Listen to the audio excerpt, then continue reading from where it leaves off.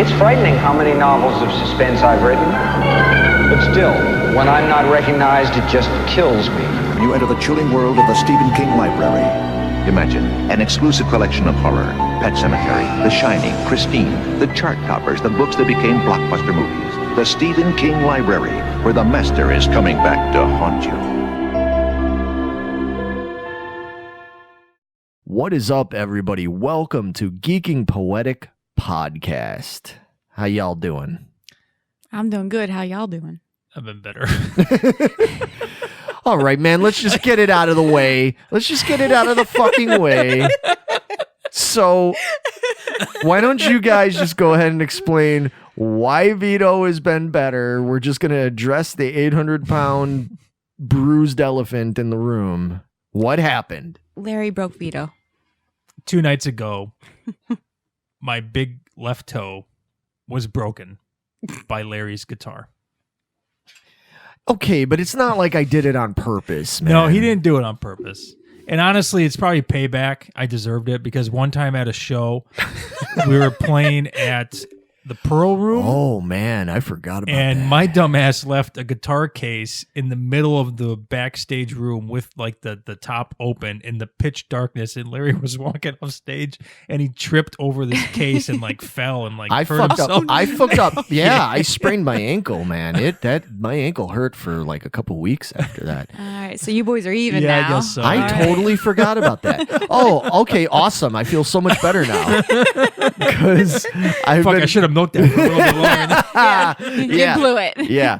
Oh man. No, but seriously, we were filming a music video the other day, and we were doing this whole thing where you've seen people do it on stage and in videos and stuff where guitar player takes their guitar off and kind of does the one hand toss, and their guitar tech roadie guy will catch it, in midair. And so I had Vito acting as my guitar catcher, my roadie guy, to be off camera because I was going to do this guitar toss thing. And unfortunately, we had to do it like 4 or 5 times at least to really get it right because we were trying to do this slow motion thing, blah, blah, blah. And the one time I threw it kind of gimpy, and he sort of dove to like catch it so that it didn't like hit the ground and break into pieces.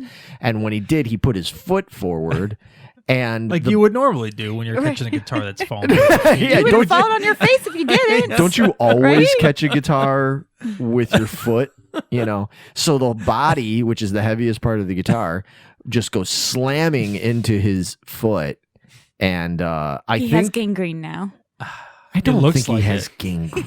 It looks like it, guys. It's really bad. Well, keep it clean. I am. But it's funny because we were doing the shoot. I was like, ooh, that really hurt. All right, let's just get another take and we'll make sure it's good. And then as we're doing that, I look down and I literally see the blood pouring through my shoe. Oh my gosh. Like you could see it boiling up, and I was like, oh, okay, something's really wrong here. And I took my sock off and it's just this bloody mess, and it's like a black and blue nail. I was like, oh man, this is really gonna hurt tomorrow. Yeah. And it did. Well, anyway. Moving on. So speaking of black and blue and bloody, since it's Halloween,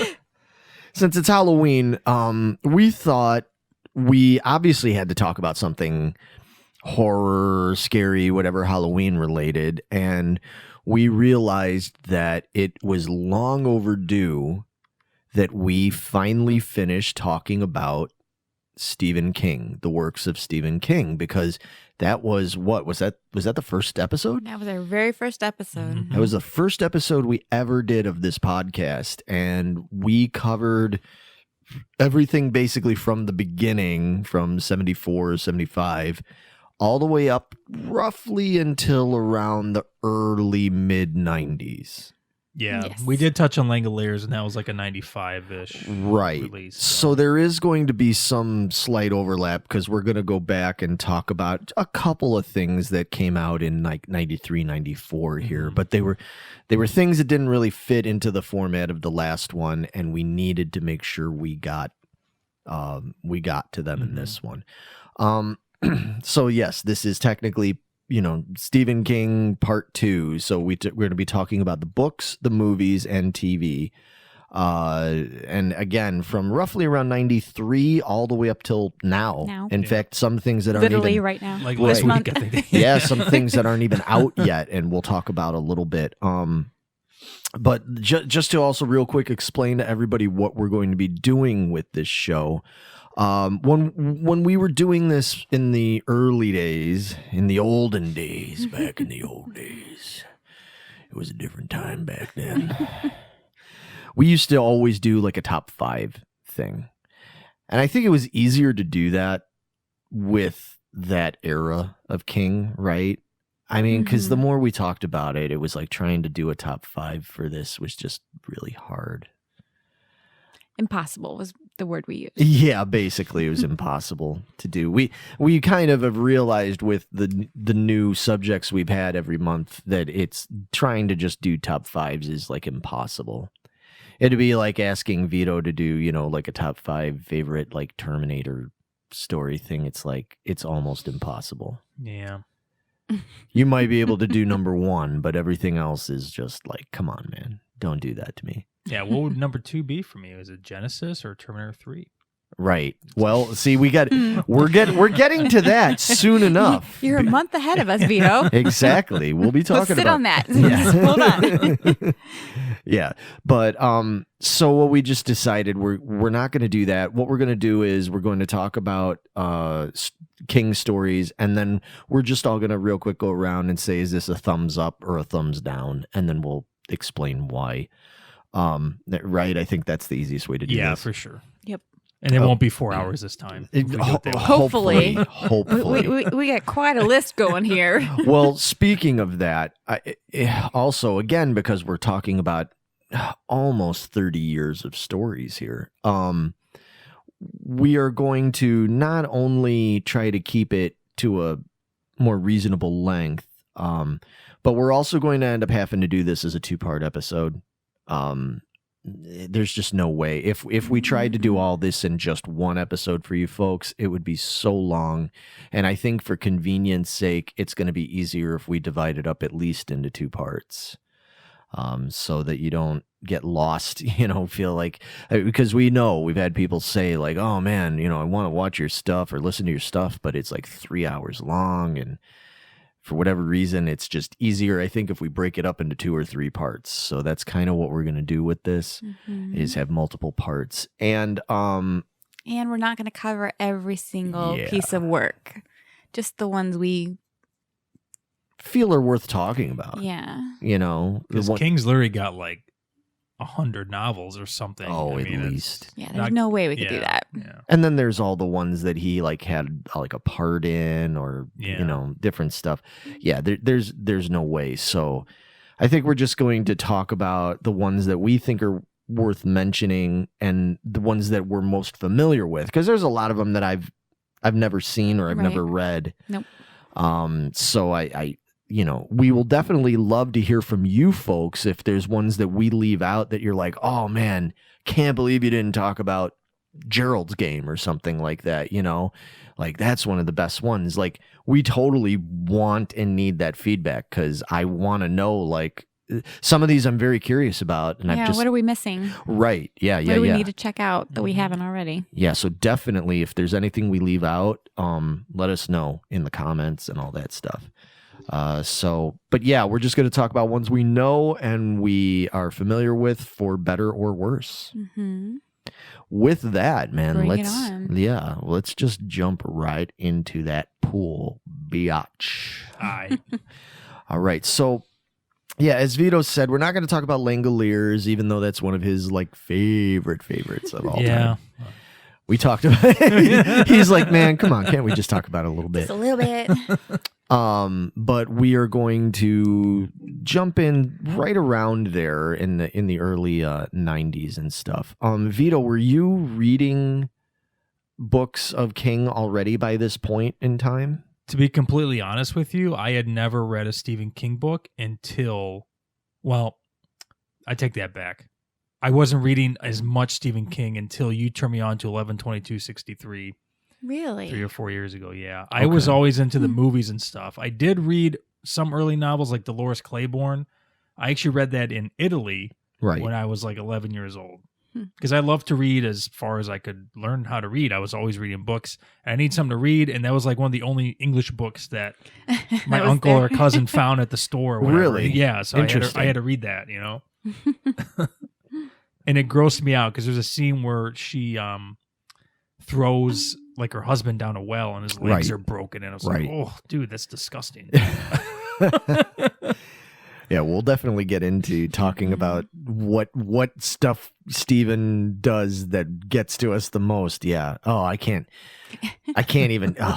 Like I hate when I see like real life things. Like when you see, I've talked about it before. When you see like a wrestler like break a leg. I can't watch no. those. Yeah. Right? See, I can't do it. All right. Nope. Yeah, we won't talk about that now. We'll save that for later. I'm gonna eat these crickets back here if you guys don't stop. Oh God, yeah. Megan has edible crickets here, and we're not even gonna tell you why because You haven't decided yet why. Yeah, we haven't decided what to do with them yet. We're gonna make somebody eat them, but it ain't gonna be me. But anyway, okay, yeah. Meg, what about you? I know we talked about this a little bit in the first one, but you're kind of more of a recent King convert, right? Yes, I kind of the same as Vito, I guess. You guys told me about 11/22/63, and I've been trying to read that book. I am happy to report I finished it. Yeah, it's awesome. I finally finished it. And since then, I've read several other of his books to prepare for this. Mm-hmm. But more growing up was more the movies as they came out on TV and stuff.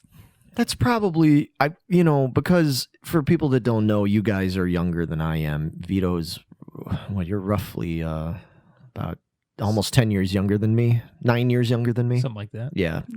And then you're like about 6 or 7.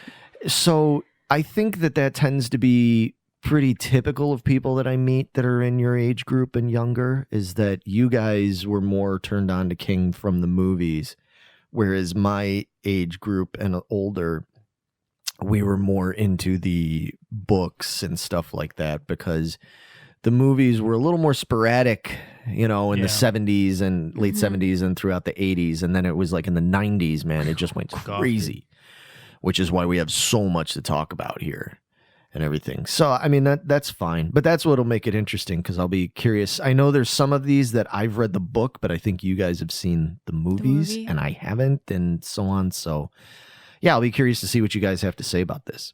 So let's get into some of the stories. First of all, we're going to start with 1993, the movie and the story Needful Things. So, Meg, you're not familiar with this one, I am right? not familiar with this one at all. But Vito, you are. Tell me about it. I've only read the book. I've not seen the movie with Ed O'Neill. Yes, Yeah. Ed Harris. Ed Harris. Ed O'Neill. Yeah, that's the wrong kind of guy. No, he was Ed Ed O'Neill. O'Neill. I want to check it out. He had a whole different thing going on back in 93. Yeah. He was like, no pig. Ow. Ow. But Rub my butt. yeah, it was Ed Harris. He ends up playing the sheriff, so he's kind of like the main good guy in that. It was a pretty cool cast. The bad guy in that, Leland Gaunt, perfect name for the bad guy, Leland Gaunt. He's supposed to kind of be like this, right? He's like a Satan kind of Pretty devil, much, yeah. tempter, the tempter kind of character. He's played by Max von Sydow. Okay. You know who that is, right? I know the He name. Played Father Merrin in The Exorcist. He was been in tons of stuff. He was Ming the Merciless and Flash Gordon and all that stuff. Yeah. Great actor. He's been in tons of other stuff. He comes to town and he ends up another thing where he opens up a little store, kind of like in Salem's Lot, like a little knick-knacky kind of, the store is called Needful Things, and people come in there and they find the thing that's like their most coveted item. If you always wanted that Mickey Mantle rookie card, like he's got it and he gives it to you for a song.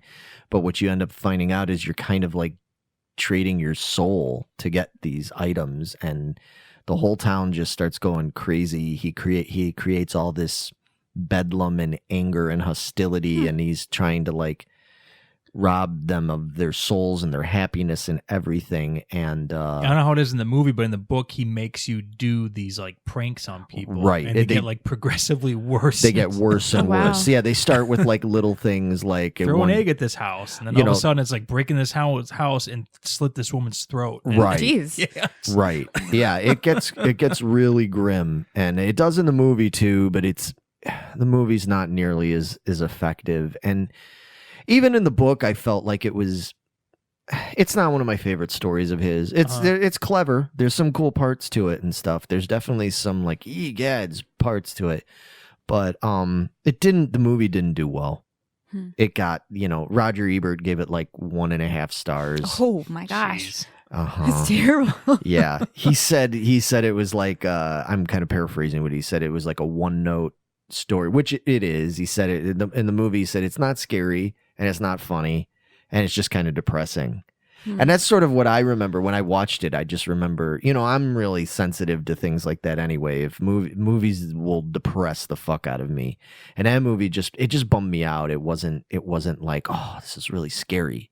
Yeah. Like to me, like Salem's Lot, even as goofy as it was scary. Even Langoliers has moments of like tension, you know what I mean? Where you're like, fuck, I didn't find this that scary. I just found it kind of aggravating and depressing, It's a cool concept.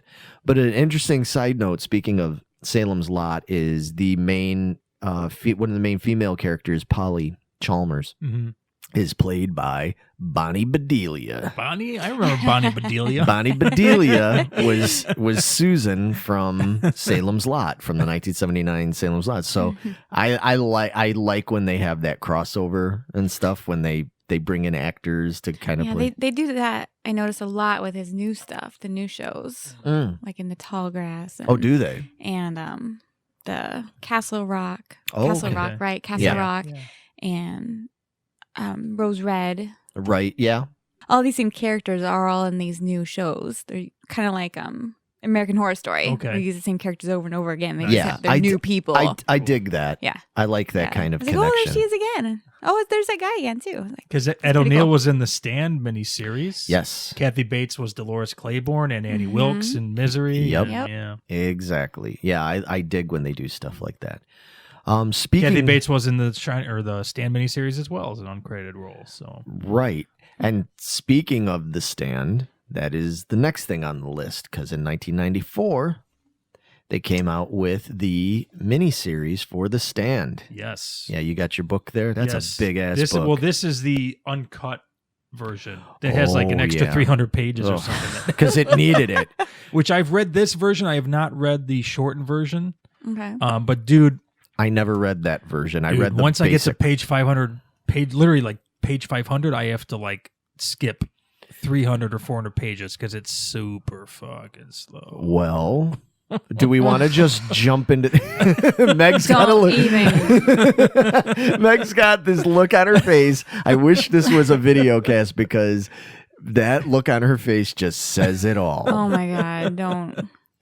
Yeah, because that is the thing, folks. I mean, we all love Stephen King in different levels, and there's certain stories we love of his and everything. But man, oh man. It's a lot of shit that doesn't need to be in there. Come on. Yeah. Just get to the freaking point already.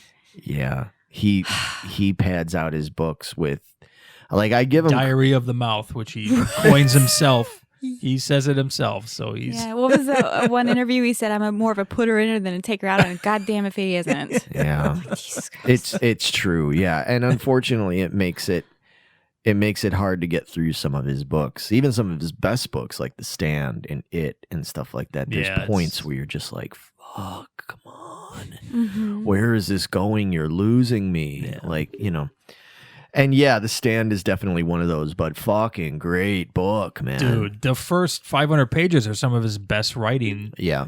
I've ever read from him, dude. Yeah. The whole like Oh, wow. how the virus like literally sweeps through the nation and how everybody infects somebody by just doing the smallest thing. You're like, Right. holy shit, if this was real, we'd be fucked literally within months. Like, it's, Right. it's Do you know nuts. anything about it, Meg? No, I know Okay, nothing well, about it. just Oh, okay. just real briefly, why don't you explain? I mean, it's basically about a super virus that the government creates, right? Yeah, and it gets leaked out from the lab by this worker who was supposed to close the gate and he didn't. He ran to grab his family and get the fuck out of there, but he was already infected by that time because his virus literally moves so quickly. It's a super fast virus. Yeah. Sounds very James Rollins-y. Yes. I could see that. Yeah, for sure. And as such, because it is this crazy super virus, it ends up infecting the country and like the world. It ends up wiping out like 98% or something. Yeah. 97% of the world's population. Wow. Yeah.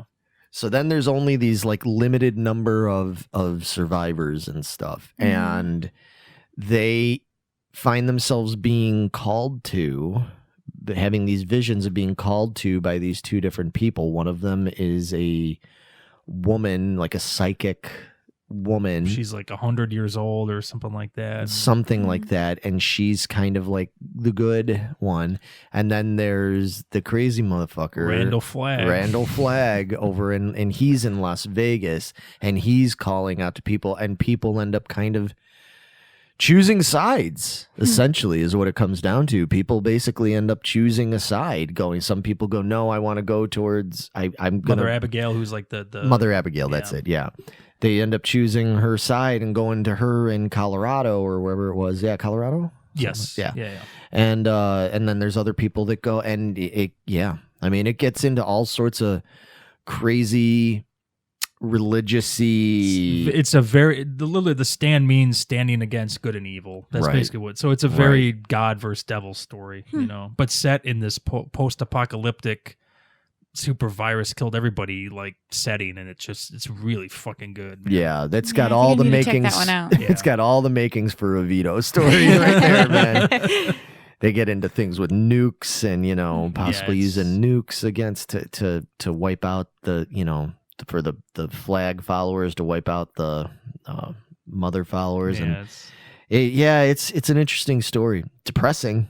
Yeah. Well, most of King's stuff is, but I mean, this one definitely, you get attached to characters and stuff in there, and there's some cool Nick, and there's some cool characters in there, and shit just don't work out. It never does. No. But yeah, so did you saw the miniseries? I've seen it about 2 or 3 times, yes. Okay, and? I don't care for it. Oh, really? Yeah, there's some goofy ass fucking parts. The guy who plays Randall Flagg, I've seen him in other stuff, I love him, but just the way they portray him, like, dude, there's a scene where he's wearing this wig that's got these crow feathers in it, and I laugh out fucking loud. It's so bad. Well, I mean, come on, man. I mean, that's the problem. You could say the same thing about the Langoliers, is that there's things in there that that are laugh out loud bad. I guess. Some people could say that. I don't. But... Oh, come on, dude.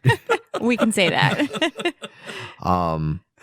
I think, well, you know what? It's interesting to draw a corny parallel, I guess.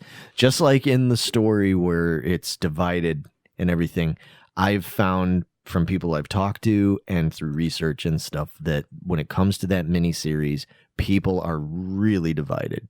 There are people that love the Stand miniseries, and then there are people that are like, no, I do not like it. I love the book. I can't stand the miniseries. Yeah, I guess I couldn't say I don't stand it because I do enjoy some parts of it. Like the casting, there's some phenomenal actors in that movie, man. Some of my favorite, Miguel Ferrer. Right. Fucking Gary Sinise. He's awesome. Yeah. Rob Lowe. Molly Ringwald. She's great in it. Yeah. Oh, wow. The guy from Coach. Craig Nelson? Yeah. No. Not Craig Nelson. No, the big guy who kind of looks like Hulk Hogan. Oh. Yeah, I forget his that name. guy, yeah. The guy from Coach. Anyway, well, but it's worth at least, I'm just going to say this. It's worth at least checking out the miniseries once. I would say check out. It's only 3 hours compared to it's like 45 or 50 hours of reading time or listening time. Right. Wow. Right. And on that note, I do want to bring up the fact that they are, for CBS All Access, doing a new The Stand. I've heard that for a few years now, so I guess that's like legit. It's legit. It's all cast. It's coming out real soon. James Marsden is going to play Stu. Huh. Amber Heard plays Nadine, which is fitting for Amber Heard. Yeah, Nadine's not a... Oh, good, because that fits her perfectly. She's a twat. Yeah. Greg Kinnear is Glenn. Whoopi Goldberg is going to be Mother Abigail. No shit. Yeah. That's pretty cool, actually. And getting into the crossover thing, Owen Teague is going to be Harold, the teenager, that asshole teenager that fucks over. Yeah, he was Hochstetter in the new It movies. Nice. The kind of longer hair with the yeah. flamethrower with the kid. Yeah, the spray can flamethrower and everything. Same kid. That's cool. Is playing Harold, and as soon as I heard that, I'm like, oh, perfect, Yeah. because to be a little douchebag, because he is. Marilyn Manson's going to be in it. Who's he playing? They haven't said yet. That's like a secret. Alexander Skarsgard is Randall Flagg. No shit. Yeah, he was in True Blood and everything, and Alexander Skarsgard's great, and I could see that because he's handsome, but he's good at playing like handsome but fucking evil. You know what I mean? So you could see him being somebody that people would be drawn towards. You know, like a good Satan, Lucifer-y kind of character. Heather Graham's in it. It's quite a cast. So, man, All right. CBS All Access, man. You guys are between this and Picard and Discovery and all that. You're just fucking rolling them out, man. You know what they're gonna do? It's because they want to get us lured in, and we're gonna all buy that shit. And then you know what's gonna happen? They're gonna all end, and then we're gonna get like fucking Murder She Wrote 2020 and Matlock. I'd watch those shows. Oh yes. God, Dude, I love Murder She Wrote and Matlock. Oh what? My God. Are you No, kidding? I'm with Vito on this one. Fuck yeah, man. You two are so old. Heck yeah. You were calling us young I earlier. know. That's what I'm saying. Like, really? Matlock. Matlock. Yeah, I love Perry Mason too, man. Oh, Jesus. God. Columbo. Fucking love Columbo. CBS, man. CBS. Oh my gosh. Cool broadcasting shit's what that is. Cool broadcasting shit. Totally nailed that one, Megan. Wow. Can't wait. It's awesome. They better make that happen. Now I want that. Completely broadcasting for seniors is what it is. Oh my gosh. All right. We've spent enough time talking about this. So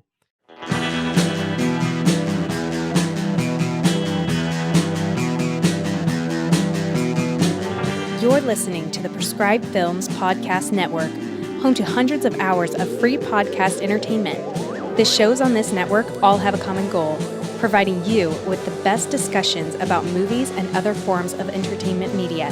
The PFPN hopes to fill your earholes with audio joy. Visit our website with links to all the other amazing shows at www.thepfpn.com. Thanks for listening.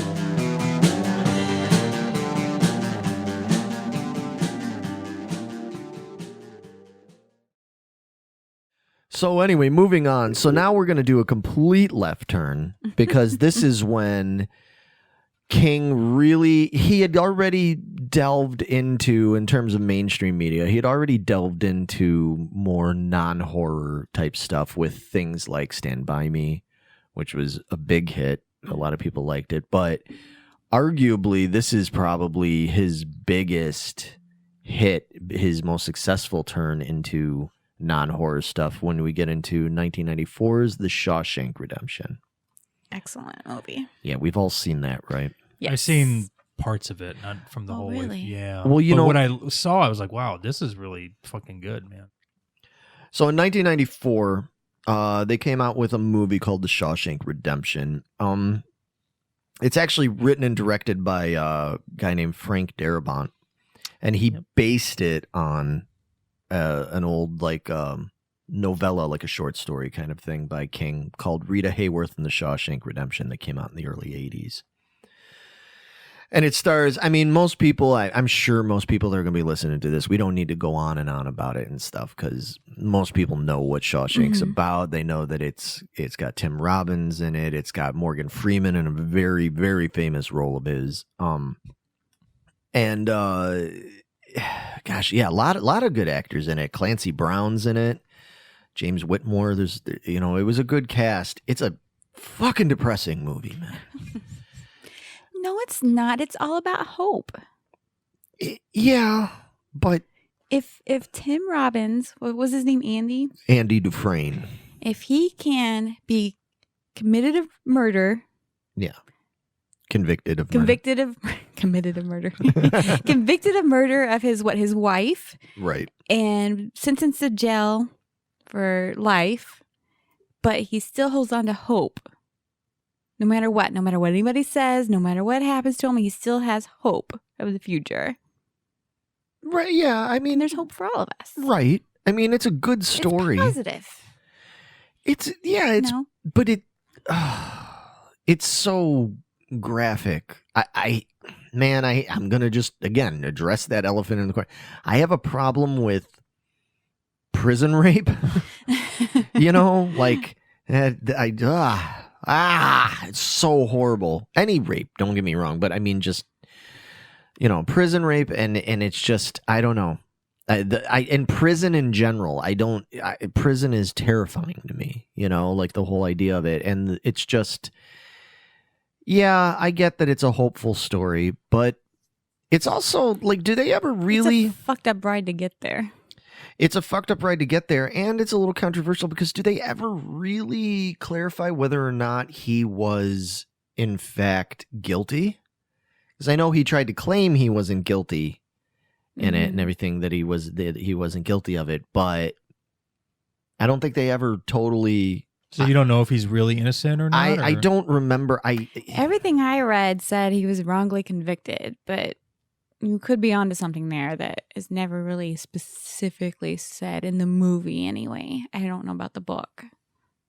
Yeah, because when I saw it, Right. this was a couple years ago, and I think I vaguely remember him going through some sewer pipe to get out. Right. And Yeah, he had he like was- a bunch yeah. of money at the end or Right. something like Yeah. that. Well, yeah. He's later, many years later, or some years later, Red is, which is Morgan Freeman's character, gets paroled and everything, and he comes out, and he had made the promise with Andy and everything that they were going to meet. To meet at a certain. Mexico or something. Yeah, it was Texas. Yeah, crossing. Yeah, he goes to Texas, goes into Mexico, and then he finds like some money and stuff that Andy left for him, and then he finds Andy. It's got like a happy ending Okay. and all this stuff, but which is unusual for. That's how you know King didn't actually write all that, because King and endings is, we'll get into that.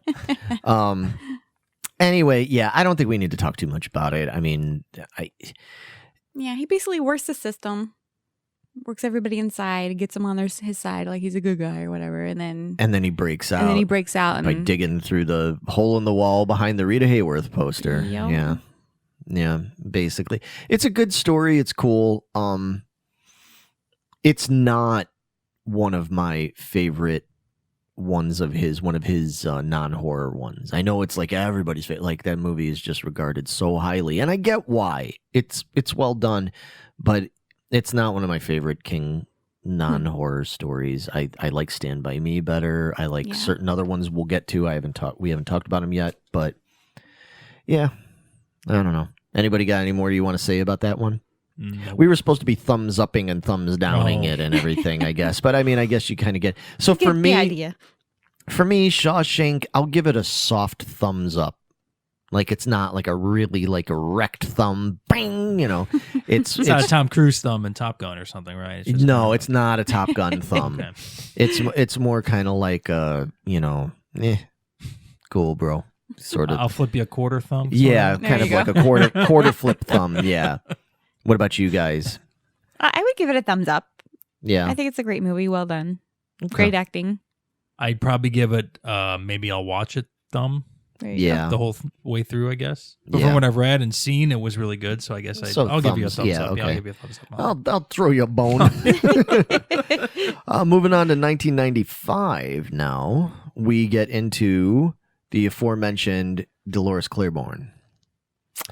Anybody? Now, Vito, you already established you read it. I read the book when I was fucking 26 years ago. Right. Right. And I haven't read it since. So my memory of that book is very vague. Yeah, I just remember that fucking well scene. Ooh. Oh yeah, With the broken legs and the ribs and stuff like that. Yeah, it's pretty grim. It's a grim story. Meg, are you familiar with this one? I am not. I saw it and I wanted to get to it, but I did not get to it in time for this. Yeah, it's more of a psychological thriller. It's not really a horror type thing. Like paranormal, right up my type alley. Right? Yeah, it's good, man. I think the movie. I read the book. Didn't she get accused of murdering her husband or something? Yes, and it has to do with how you remember things isn't always the way it really is, and that's it. I guess King does all the time. Yeah. I guess we should have said there's going to be some spoilery kind of talk in this. I mean, if you don't already know that, I mean, yeah, we're not into the new stuff yet, right? I mean, but even with this, I don't want to give away all the endings because I want people to maybe go and read or watch these and stuff. Yeah, I don't want to get into the ending of this story, but yeah, it gets into how you can be manipulated or manipulate yourself into remembering things differently. It's really interesting. The book is good. The movie is great. Kathy Bates, as we said, plays the main character, and her daughter is played by Jennifer Jason Leigh, and she does a great job in it. Jennifer Jason Leigh was all over early 90s, man. These kind of psychological fucked up movies like this. She was in a bunch of those, and she was good at it. John C. Reilly's even in this, and yeah, it's a good movie. It's a good cast. I don't want to I really want to watch this one, so don't. Right, I won't talk too much about it, but I highly recommend it if you are into those type of movies and that kind of thing. It reminds me of something you'd see them. I'm surprised they haven't tried to remake this one, because I could see it being remade for a Netflix movie kind of thing. I don't know, the way they're remaking all this stuff, they might be. It could happen. I mean, the original is I would say, well, they wouldn't remake it because the original is so well done and so good, but that stopped them before. Yeah, that's not stopping them. Right. So anyway, yeah, not too much to say about that. I give it, the book and the movie, solid thumbs up. Meg, I give it a thumbs up because I want to watch it. Yeah, you're interested. And then Vito? I give a thumbs up because I remember liking it when I read it. So okay. Minus the well. Yeah. Okay.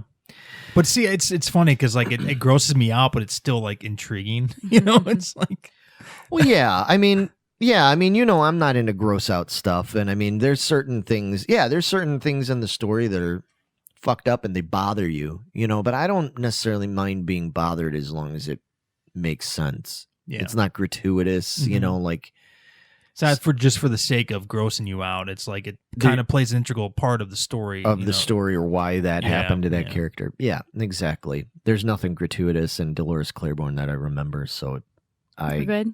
I'm good with it. Now, however, we're going to move on to 1996's Thinner. Yes.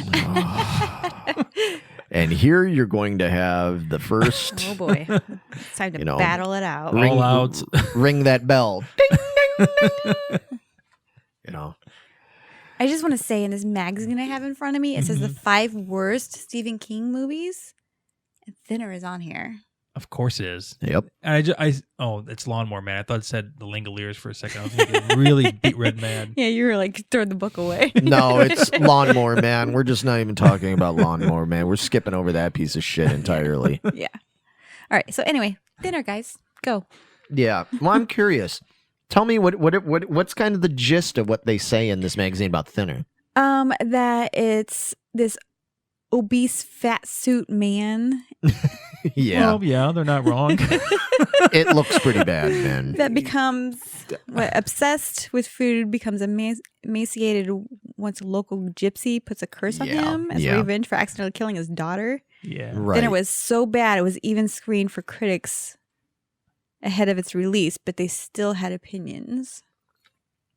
Yeah. So this movie sucks, man. I'm sorry. I hate it.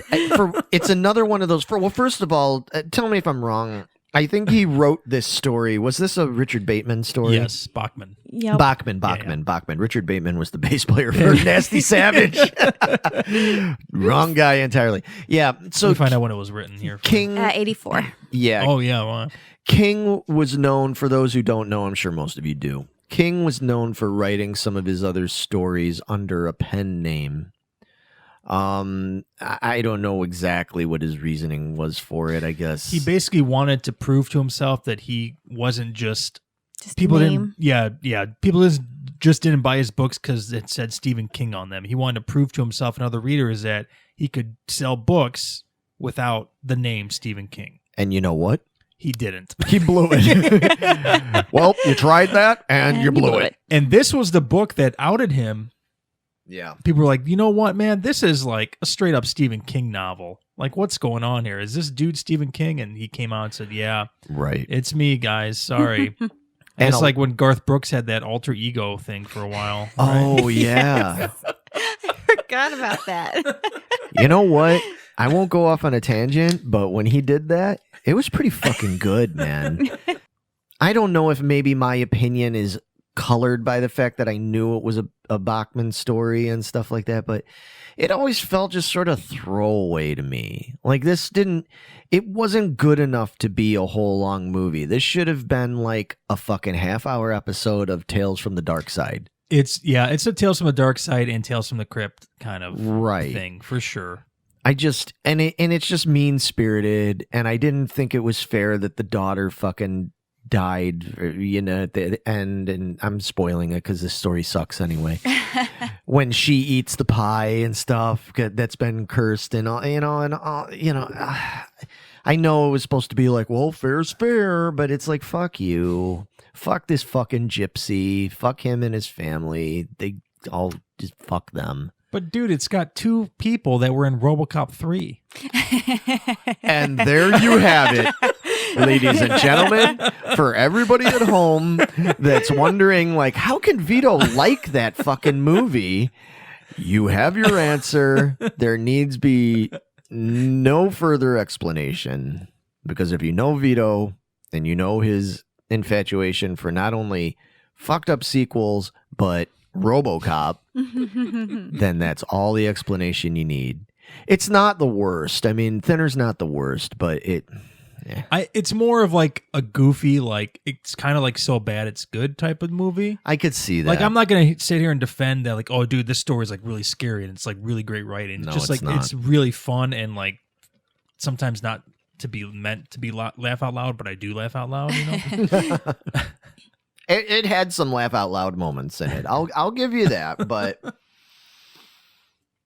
I think it's crap. So, I mean, let's put it this way. I've got like the chart here looking at, like, not that it matters because I don't give a shit about Rotten Tomatoes, but just for the sake of reference, when you look at something like we talked about Shawshank, and that's got on Rotten Tomatoes, that's got like, something like a 90% rating or something on there. And Dolores Claiborne's got an 83% rating, which is good. Thinner has 15%. And that's all I got to say about that.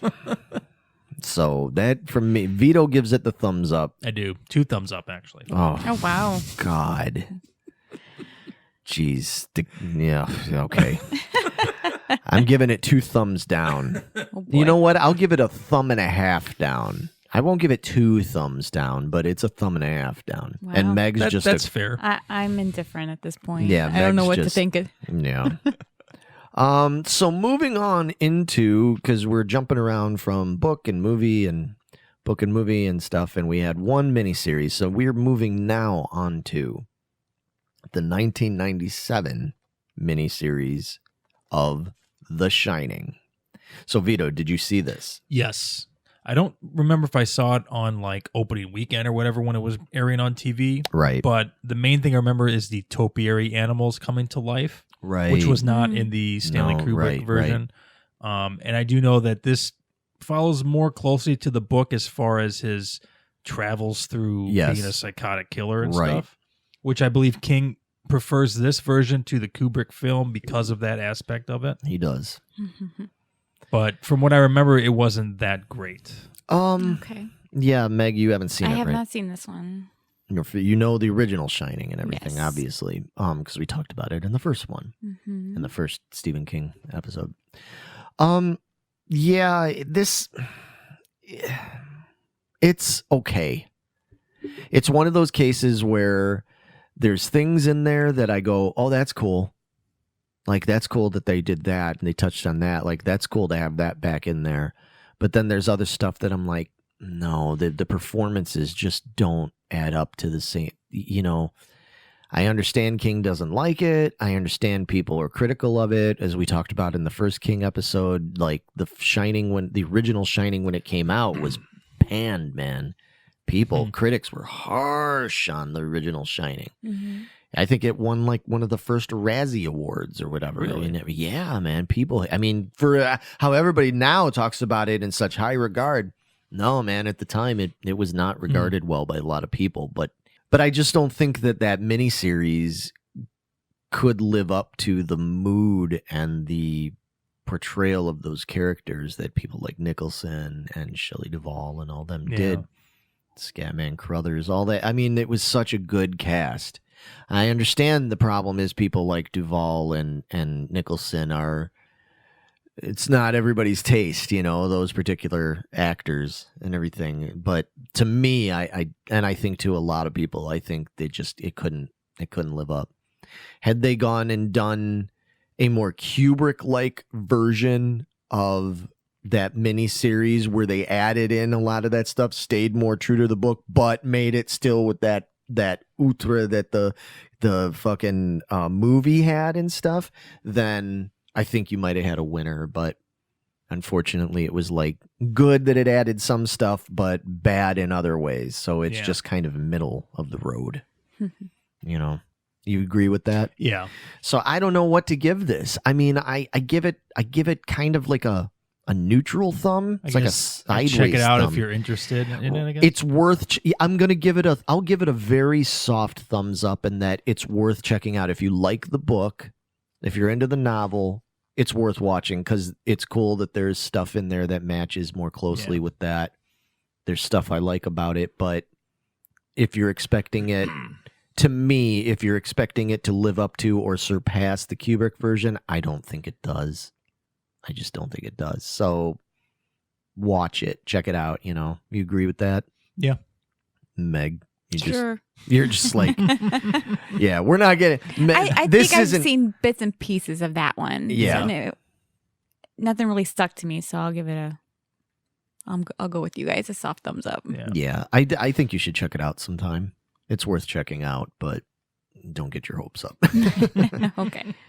All right, so moving on, we go to the next year, which was 1998, and we come to the movie called Apt Pupil. And it's another movie that's been based on like a novella story by Stephen King, kind of like Thinner was. Mm-hmm. Have either of you guys seen this movie? Nope. Didn't even hear from it. Yeah, I think I saw the trailer for it. I kind of know what it's about, I think. And I always thought the movie was called Apartment Pupil. Because I saw in the trailer there was like an apartment. I was like, what the fuck is an apartment pupil? That doesn't make any sense. No. And I was like, oh, it's apt people, I guess. No, without getting too deep into it, the movie stars Ian McKellen and Brad Renfro, and it takes place in the 1980s in California, and it's about this high school student who ends up coming across and meeting an old German guy who is played by McKellen, and comes to find out that this old German guy is in fact an actual like Nazi, like SS war criminal that, you know, like got away, like he's kind of like in hiding or whatever, you know, he's living under a fake name from what his real name was and all this stuff. And the kid is like obsessed with Nazism and the Holocaust and all this other kind of stuff. So he starts, he ends up getting Kurt, the old German guy, to start telling him stories, like opening up and telling him about stuff, and it just starts to get, it starts to get a little dark and nasty, and their relationship gets pretty dark. And it's an interesting take on the whole idea of these Nazi criminals who got away, because there was a bunch of them. I'm sure most of them, if not all of them, are probably dead by now, hopefully. So I don't fucking like Nazis. I think I could say that pretty openly, right? I don't ever get political on here. We're not a political show. But I can say, fuck you, Nazis. You know, like, I mean, fuck those guys. It's an interesting idea. It's an interesting story. Mm-hmm. It's another one that's not one of my favorites, for a non, I wouldn't call this horror. Again, it's more just psychological thriller or whatever. Yeah. It didn't really do really well. That's got kind of like mixed reviews, mixed opinions on it and stuff. It made like next to no money. I don't think it even made $10 million. Wow. Yeah, it didn't do well. Oh, wow. And even by 1998 standards, it was pretty low for a Stephen King movie like that. Bryan Singer Really? directed it. Yeah, who went on to do right after this went on to do Usual Suspects or X-Men. Oh, okay. Oh, wow. Who was in the X-Men? Ian McKellen. Yeah, okay. Got him to play Magneto, which is interesting. I'll move on after this. Is that in this movie, Ian McKellen plays a Nazi soldier. Uh-huh. Oh, And then in X-Men, which came out the very next year, he plays Magneto, who was a Holocaust survivor, was a young Jewish boy who had survived the Holocaust only because he had these mutant powers and all this stuff, and was very anti-Nazi. Yeah. So it was kind of interesting to use the same actor to play two completely, but Ian McKellen's a Yeah, he's the fucking man. badass. So yeah, Apt Pupil.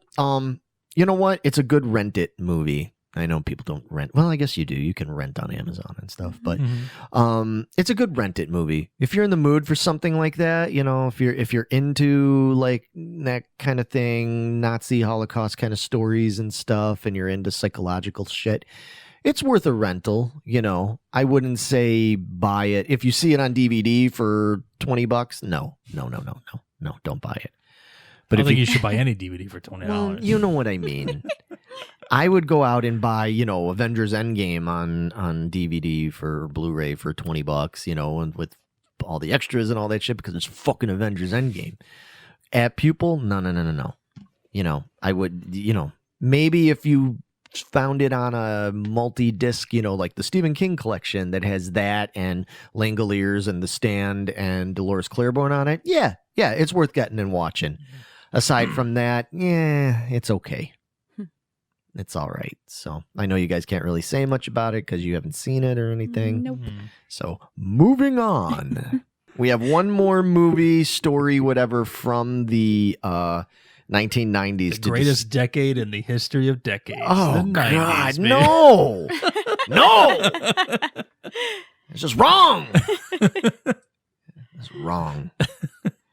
But that being said, Stephen